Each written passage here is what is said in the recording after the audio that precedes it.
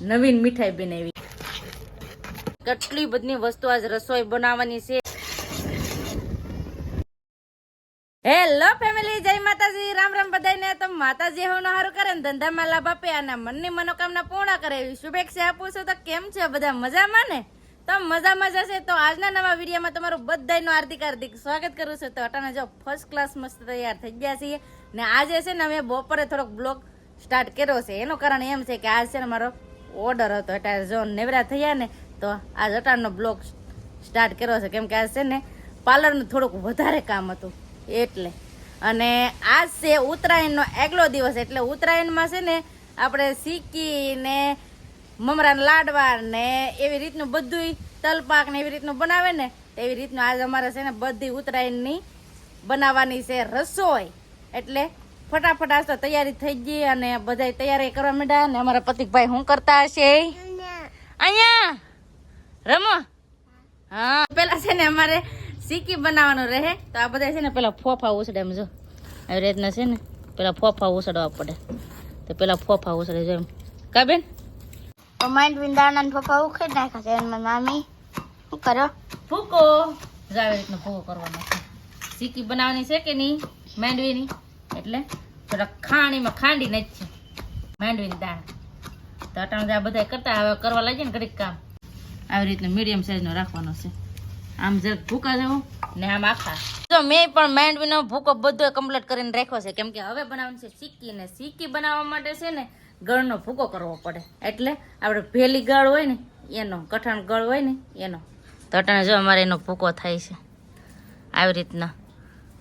થોડો ઝીણો ઝીણો છે ને કરશું કરી નાખીએ એટલે ઓગળે હાર. ઓલો આપણે ઢીલો ગળ હોય ને એ નો, એના કરતાં છે ને આ ગળ હોય ને તો એની સિક્કી બહુ મસ્ત બને. જો આવી રીતનું હોય, આવી રીતનું આવો છે ને કેવી મીઠાઈ લાગે ને એમ થાય કે આમ ખાઈ જઈ, નવીન મીઠાઈ બનાવી એવું લાગે.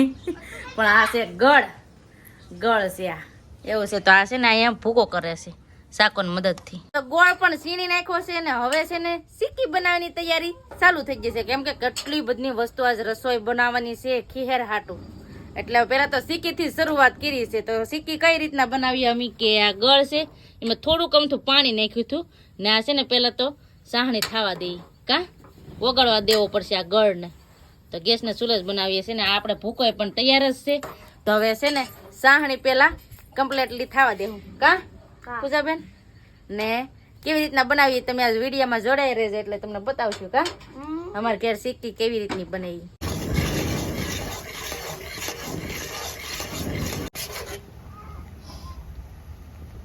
તો આપણે સાહણી બનીને કમ્પ્લીટ થઈ ગઈ છે. હવે એમાં નાખી દઈએ સિંગનો ભૂકો કરેલો છે એ.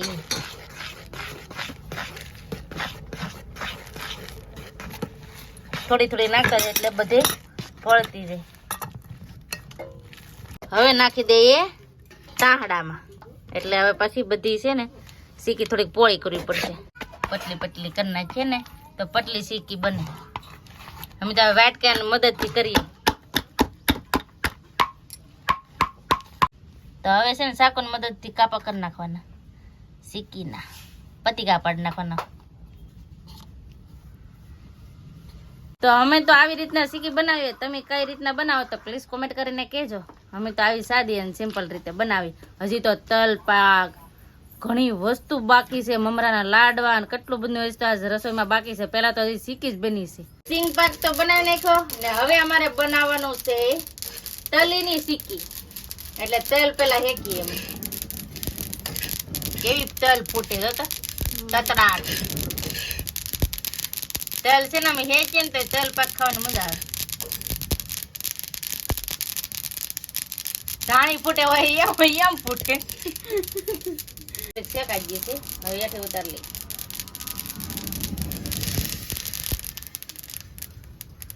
તો આવી રીતે છે ને બધી તલ શેકી નાખીએ. જેવી રીતે સિંગની સિક્કી બનાવી ને એવી જ રીતે છે ને અમે તલીની પણ સિક્કી બનાવીને કમ્પ્લીટ કરી નાખી છે.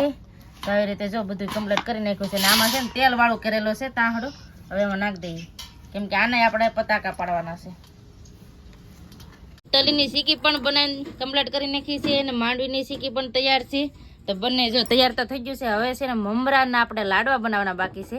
પણ હવે ઘડીક રહીને બનાવશું કેમ કે હવે છે ને આપણે ગળ હોય કે નહીં એને પાછો સીણવો જોઈએ કેમ કે આપણે ભીલો ગળ છે કે નહીં એટલે ને અહીંયા જોઉં તો અમારે કેવું કામ થાય જો ખાટલો ઊંધો રાખી ને એની માથે બકાલું ફોલાય છે તુરના દાણા તમે શું કરો મદન ત્યાંથી રમો ભૂવાળો થઈ ગયો તો આને છે ને ધોયો હોય એટલે ભૂવાળો જ હોય ને ભીનો છે ને ના ના ધ્યોડ વાળો થયો હતો લે હવે અમારા બનાવવાના છે મમરાના લાડવા તો મમરાના લાડવા અમારે જો પાછી સાહણી મૂકી દીધી છે બનાવવા પાય ગળ ને થોડુંક અમથું પાણી મૂકીને ને અહીંયા અમારા પૂજા બેન મમરા તારવે કા તો જો સરસ મજાના મમરા છે ને તો એને તારવી નાખ્યા કેમ કે એઠે જ રકાવો ભૂકો ને એવું હોય ને તો તરાઈ જાય એમ પાય હતી ને બધી નાખી દીધી છે આ બધું મિક્સ કરી નાખી મમરાના લાડવા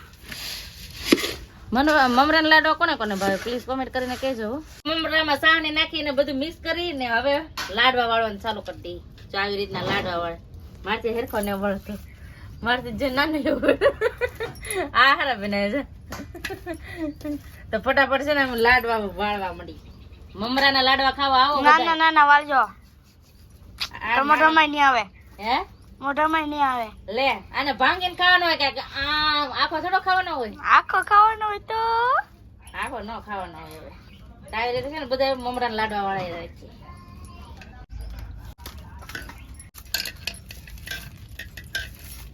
તો મમરાના લાડવા જો તૈયાર થઈ જશે કમ્પ્લીટ લઈને ડબ્બો પણ ભરી લીધો છે અમે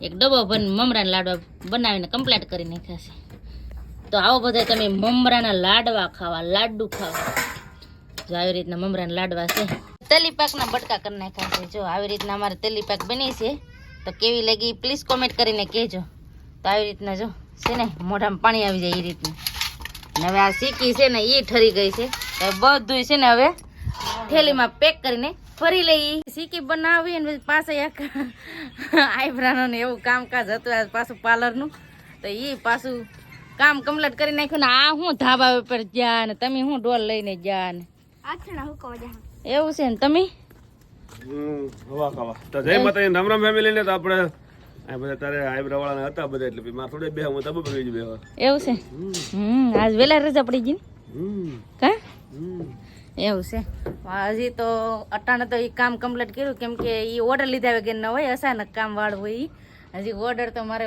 સ્પેશિયલ બાકી છે હા જે જવાનું છે હવે મારે તો દિવસના એક ઓર્ડર પૂરો કર્યો અટાણનો પાછો એક હાંજે એક ઓર્ડર છે તો ના હજી અમારે જવાનું છે કેમ કે હાંજે છે ને મારે મહેંદીનો ઓર્ડર છે તો હવે જો 5 છે ને દુલ્હન મહેંદીના કોણ લેતા આવ્યા છે નકર એમ થાય કે તમને એમ થાય કે એ કે છે પણ એવું નથી હોય ને એ જ તમને ઓર્ડરનું કહો એવું છે તો એ ઓર્ડરના છે તો અમારે સાંજે છે ને જવાનું છે વાળું કરીને મહેંદીનો ઓર્ડર છે મોટો તો ના જવું પડશે હવે ના કેટલા વાગે નહીં તો મને નથી ખબર 2 વાગે ને 3 વાગે એટલો સમય તો હોય જ જાય પાક્કું અને કાલ તો ખીહેર છે તમને ખબર છે કેમ કે એ ઓર્ડર છે ને મારે ખીહેરને દિવસે જ જવાનું હતું સવારમાં વહેલા હાર પછી અમે થોડુંક બદલાવી નાખ્યું કે હવે હાંજે આગલી હાંજે તમને મહેંદી લઈ દે એવી રીતનું હતું કેમ કે કાલ ખેર છે એટલે તો પતંગ તો ઉડાડવી જ પડે તમને બધાને ખબર જ હોય આ બધા પતંગ ઉડાડતા હોય ને હું એકલી કામ કરતી હોય એમ થોડું મજા આવે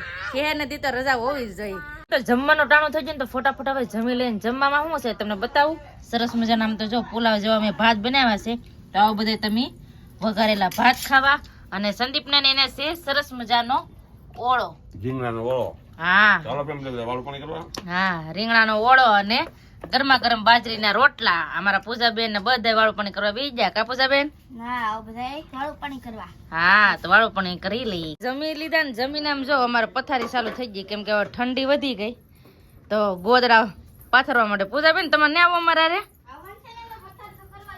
એવું છે અમારે પૂજાબેન પથારી કરી નાગરી મારી યારે આવશે તો હવે જવાનું ટાણું થઈ ગયું ને વાળું કરીને બધું કામ કમ્પ્લીટ કરી નાખ્યું તો હવે અટાણનું જવું પડશે ઓર્ડર છે એટલે તો બસ હવે આપણે આજનો વિડીયો અહીંયા એન્ડ કરી દઈશું અહીં સુધી અમારો વિડીયો જોવા માટે તમારો બધાનો ખૂબ ખૂબ આભાર તો આશા છે કે આજનો વ્લોગ તમને ગમ્યો હોય ને ગમ્યો હોય તો એક લાઇક કરજો ચેનલમાં પહેલી વાર હોય તો પ્લીઝ સબસ્ક્રાઈબ કરી દેજો તો આવતીકાલ મળશે એક નવા બ્લોગ સાથે નવા ઉમંગ સાથે નવા જોશ સાથે ત્યાં સુધી જય માતાજી રામ રામ બધાને બાય બાય